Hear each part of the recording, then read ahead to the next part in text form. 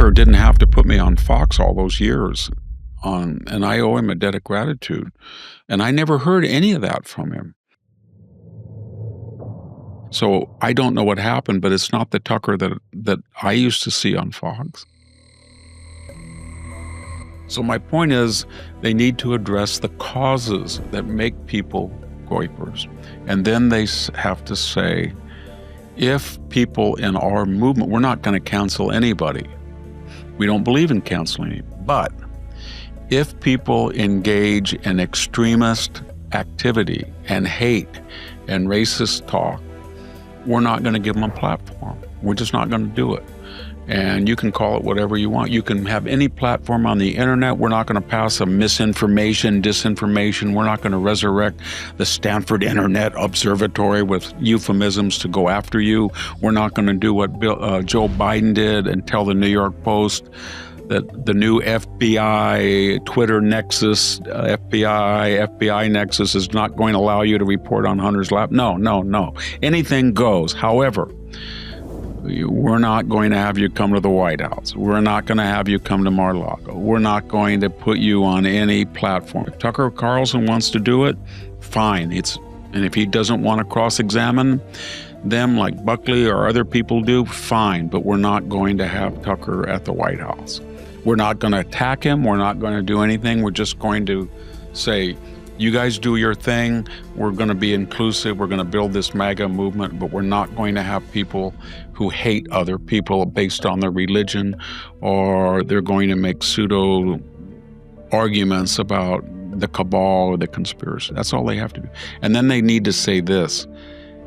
We're not going to do this because the left, that's for the left to do.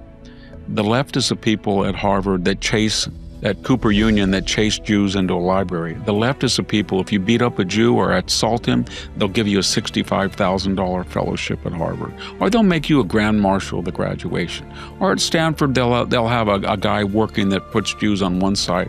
That's what they do. They attack ICE.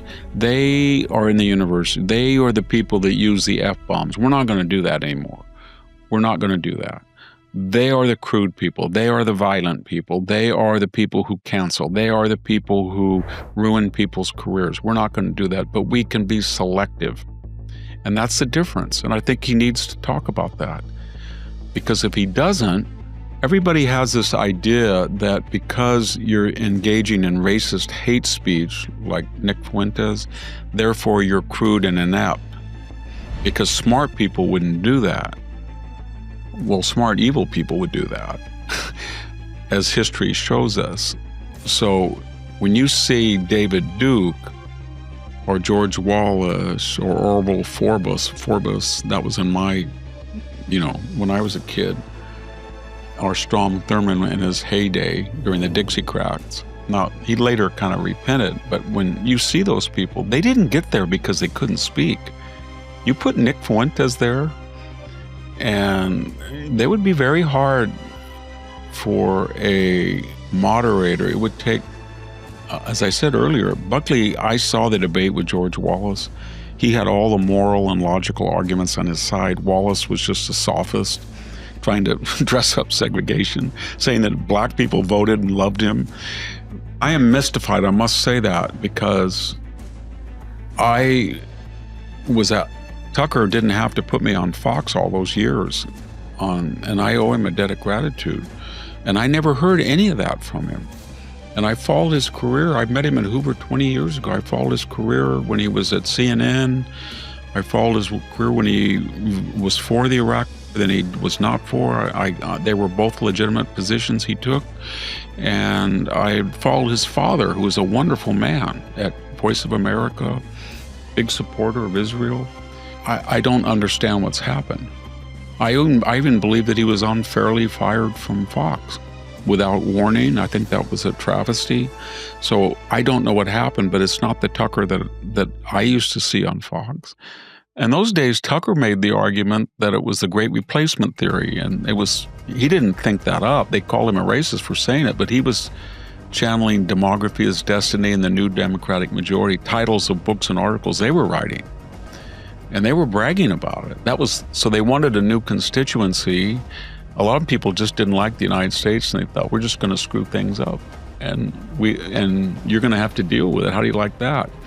Part of it was the DEI groups their particular tribe. They wanted more people, but maybe the Wall Street nexus and corporate nexus wanted cheap labor, but it wasn't in the interest of the middle-class American. I think the answer to that is to look back at the American in the summer of 2025. Because I was on her show, she was all for it.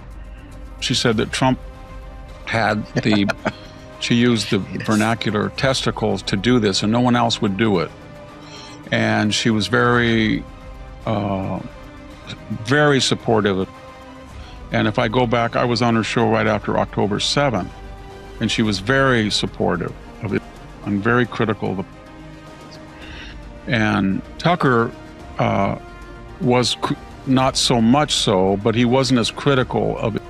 And Trump as he is now. Candace Owens had already gone off the deep end.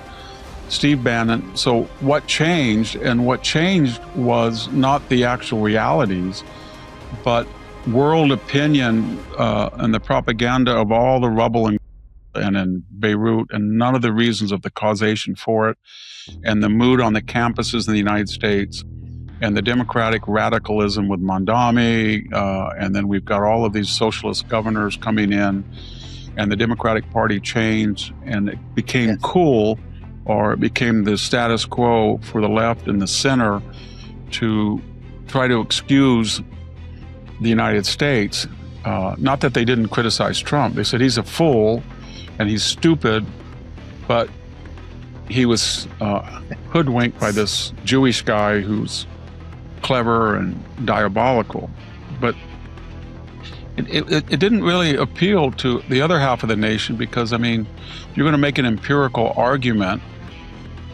His family, and he has put far more concentration on the Gulf monarchies, American investments. And the Gulf monarchies were really, as you know well, they were saying before don't go in, don't go in. And then privately, they were saying, go in and get rid of it, we're scared. And then when we did go in, they said, don't negotiate, you've got to get rid of them. And then they have about the 6 Arab countries in the Gulf.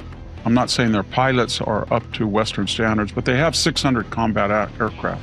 They have double the number of all of those countries together. And yet they didn't send anybody.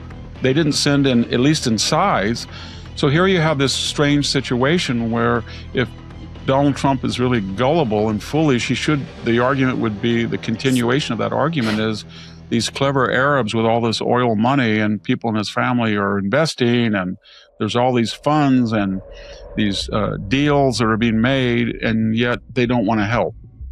So Trump got hoodwinked. He took out Iran for them, and then they didn't send any help. At least you could say, well, he got hoodwinked but they sent 300 planes over there, and they did a lot of the damage, if not most of the damage, to the command and control and the intelligence. So it's not based on empiricism. It's just a frustration that a lot of the people on the influencer side, they look at clicks and they say, where is public opinion now, and how do I get a week ahead of it? And I think that the thing has turned people because of the propaganda and the more damage Israel does to Beirut. And this didn't end in a week. It's not like last summer, 4 or 5 weeks, and people are getting restless, and I've got to get ahead of where people are and be outrageous. Is there any difference at this point between the Tucker wing of, I guess, what you would call the right, and the Mamdani wing of the left on foreign policy? I cannot discern any real difference on foreign policy. On foreign policy? Well, if you take Tucker, he despises Mondami's despises. They feel that Islamic civilization the West is in decline. And I mean, Tucker said that he thought that Western cities were not as successful as Islamic cities. As somebody who's been in Damascus and Old Cairo and Tripoli and Algiers, I can tell you that that's, even at our nadir here in the United States, that's not true.